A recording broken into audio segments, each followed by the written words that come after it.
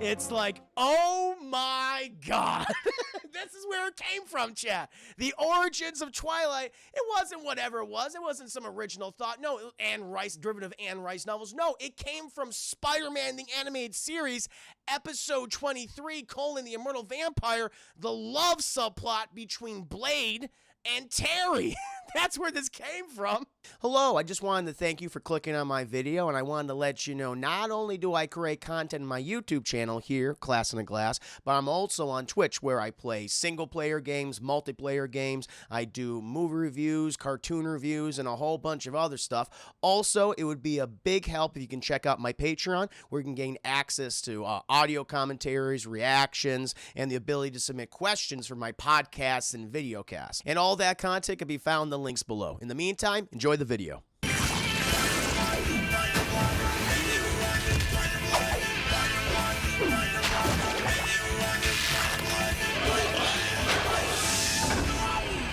Let's talk about the Spider-Man. Chat, we are finding ourselves with Blade and the Spider-Man, chat, and they are chasing after Michael Morbius, guys, in Spider-Man, the animated series, episode 23, The Immortal Vampire. They have to stop Michael Morbius from turning the world, and he's starting small, you gotta turn all of New York City, but eventually the world into vampires, chat.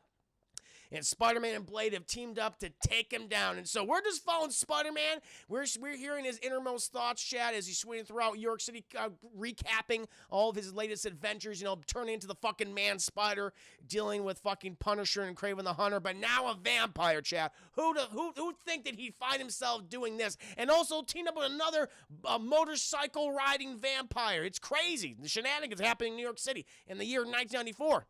But they're trying to get a hold of Michael Morbius, chat, but he flies over the Hudson, and Blade's just like, fuck, we lost him. It's like, don't worry, don't worry. The thing is, before I left Empire State University, I made sure that the neurogenic recombinator needed a very specific chip in order to work. And so he's heading over to goddamn Jersey to the microchip factory that produces that very specific chip. It's like, why didn't you tell us this before, Spider-Man? We could have just been there the entire time. Why are we chasing after him? We could have laid down a trap. And Spider-Man goes, good point.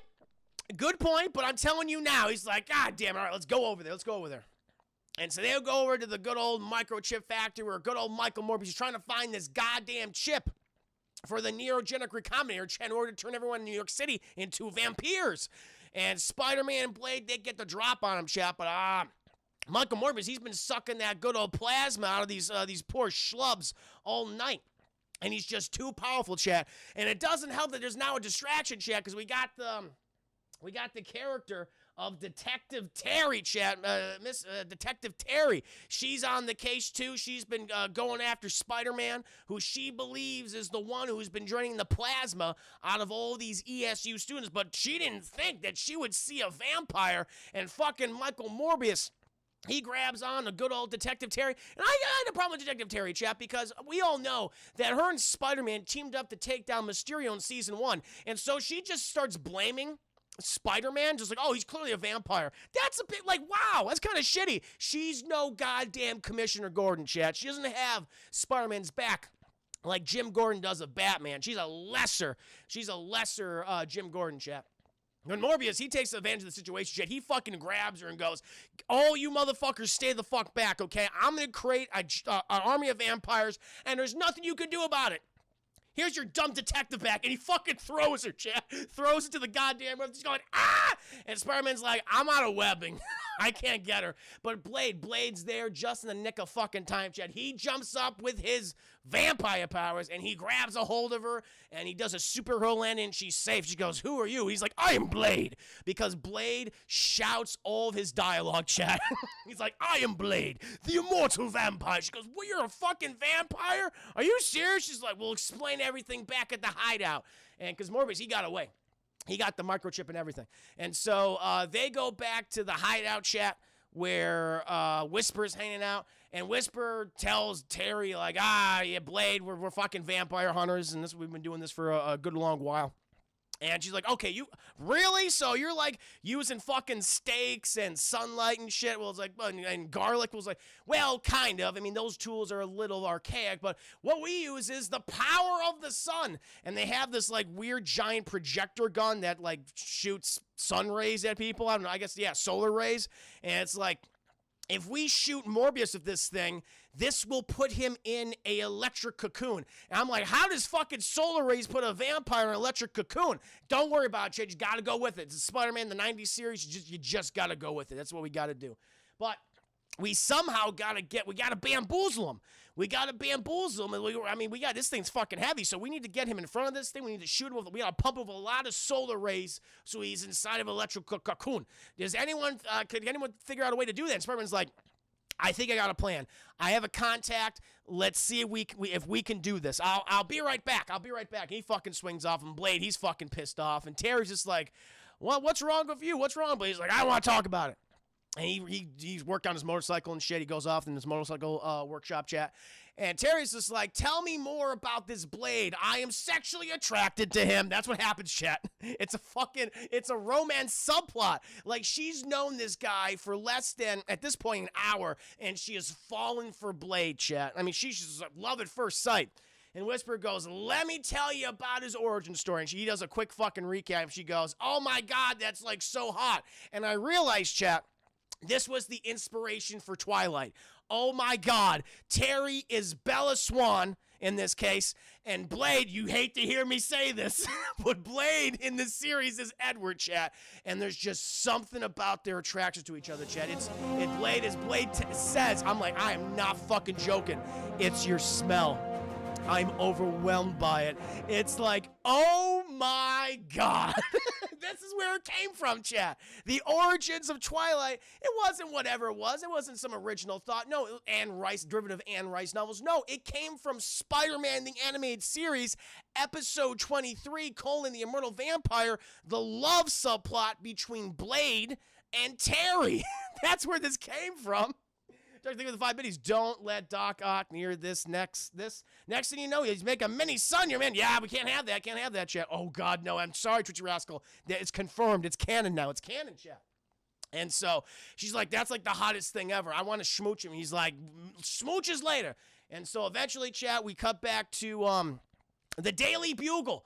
It's like, what? Oh, no, we cut back to the Queen's chat where Spider-Man, he's fucking web swinging home and everything. He's got to get home, got to check on Aunt May. He's got to change his clothes so he can get to the Daily Bugle because he's come up with a plan. But, oh, no, his spider sense is going off. He goes, what the hell? And he checks downstairs and Aunt May, Peter, she's baked like over 100 wheat cakes for Peter, chat. She's used all their money for the month, all their rent money, all the wheat cakes, and she's just passed the fuck out in wheat cake batter. He goes, God damn it, not again.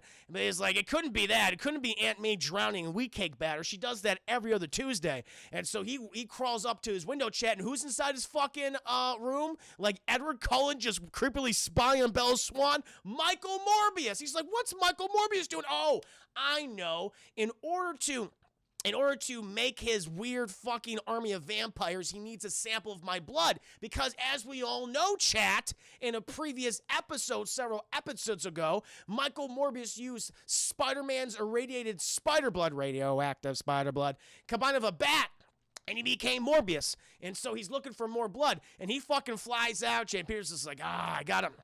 He's going to keep coming back looking for that blood. I must enact my plan. And so eventually, chat, we cut to the Daily Bugle, where a random security guard is walking around. He goes, hey, what was that? And Michael Morbius grabs his fucking face, chat, and just drains him of all his fluids. He's like, ah! It's just terrible. It's terrible, chat. It's horrific. And he's drained of all his bodily fluids, chat. I mean, piss, shit, blood, plasma, everything. He eats all that shit, man. And fucking Robbie and J. Jonah Jameson, they're walking by. It's like, oh my God, all the bodily fluids of this man was sucked out of it. And then Michael Morbius goes, boo! And he grabs Jonah Jameson. He's like, where is Peter Parker? Where is he? He's like, I have no idea where he is. He said he was on assignment, but that's bullshit. That's not true. He's like, find him for me, or I will come and drink your plasma. And he flies away. And JoJo Jameson is like, find me fucking Parker. And eventually Peter is just like, well, what's wrong, Mr. Jameson? He's like, all right, we just got accosted by a weird fucking Nosferatu looking freak, okay? And I'm not gonna risk anyone's lives over you, Parker. Tell me what's going on. He's like, listen, I can get you the picture of the century, Jonah. I've been following this vampire guy for days. He's like, how are you gonna get me this picture of the century, Parker? He's like, I just need one thing. I'm not gonna give you any money. He's like, no, not money, not money. I need a minivan. He needs a minivan, chat. That's a part of the plan, the minivan. And J. Jonah Jameson's like, okay, I can give you a minivan, sure. And so eventually, chat, Peter Parker, he drives this minivan back to the hideout of Blade and Whisper, and he walks out there. Blade's like, who the fuck's this nerd? And he comes in there, and Blade's just about to stab the shit out of Peter. It's like, no. And Terry Reed, she stops him. Blade, sexy vampire man, don't do that. This is Peter Parker. He's a friend. Even though it's like, first of all, you were very rude to Peter earlier, like 2 episodes ago, accusing him of sucking the plasma out of ESU students. So you're not on good terms right now, but whatever. We don't have much time. We got like 10 minutes left in the episode.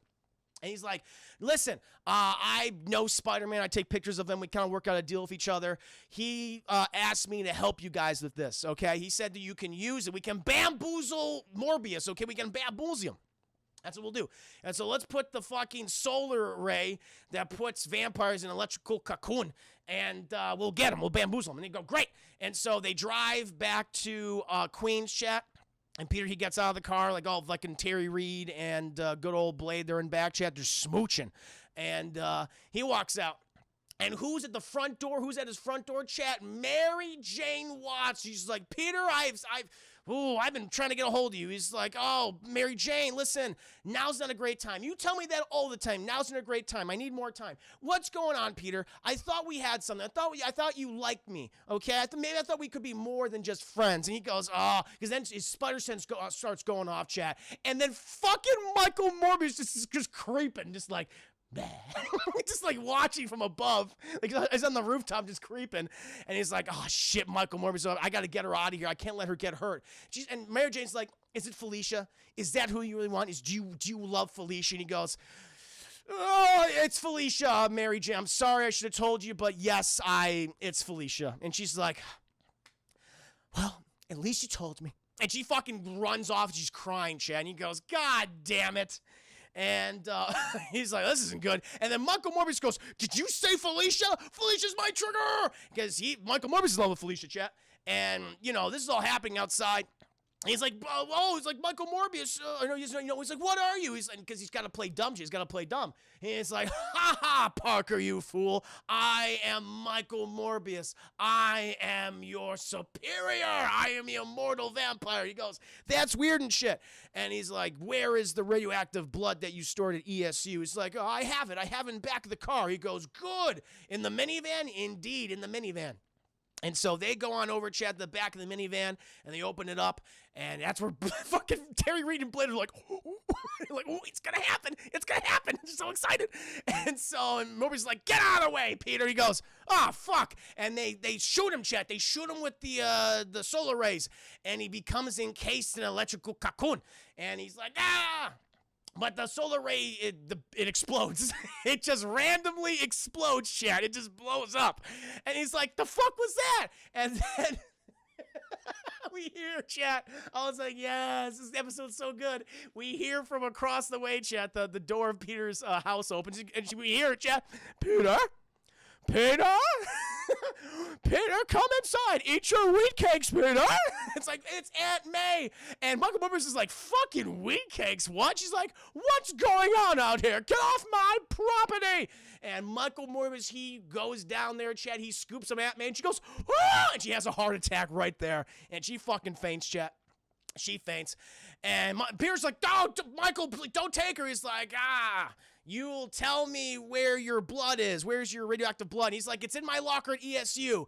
Please just lower her down safely. He goes, no. And he fucking takes off. He just takes off Ant-Man. Peter's like, fuck. It's not good, chat. It's not good.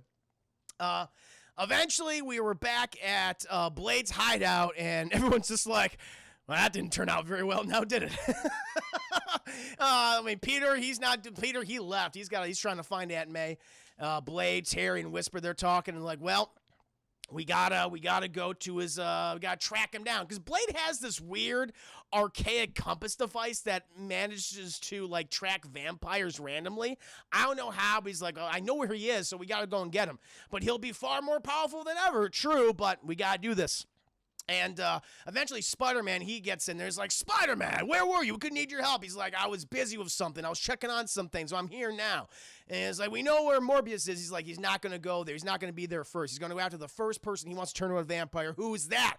And we're at the apartment of Felicia Hardy, Chad, and she's snoozing. She's sleepy.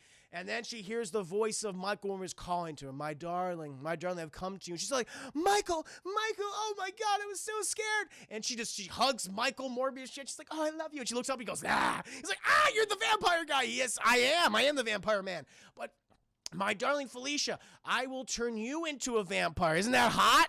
Isn't that cool? She goes, no. I think it'll be kind of hot. Come with me. And he takes her, Chad, and they fly off to his secret lair, which is a ship. It's a ship in New York Harbor.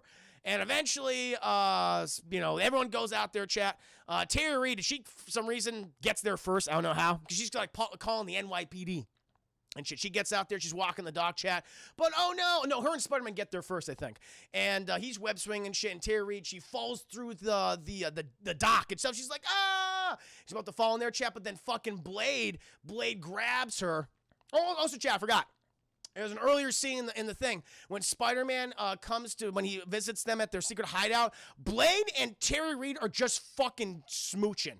I mean, just open-mouthed smooching, chat. It's like, Jesus Christ. I mean, they've known each other less than 12 hours at this point. It's like, all right, tragedy and trouble bring people together, I suppose.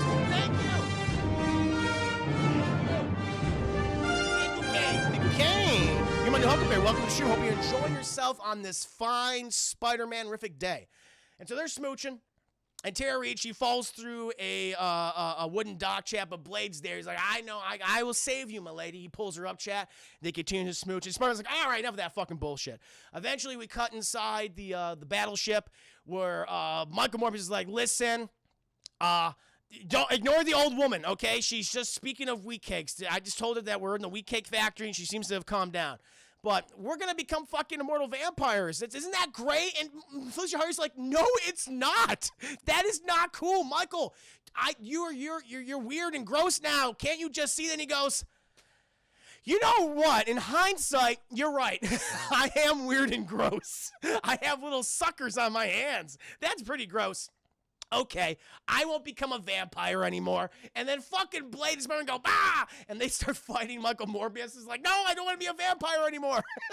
It's too late, though, chat. Because after all the fucking shenanigans that happen, the neurogenic recombinator turns on, chat, and it's just about to hit Felicia. And Morbius goes, no! And he jumps in front of the neurogenic recombinator, chat, and infuses him with more neurogenic recombinator waves. And he becomes increasingly more mutated, chat. He goes, ah! And he becomes like this, he becomes Man-Bat.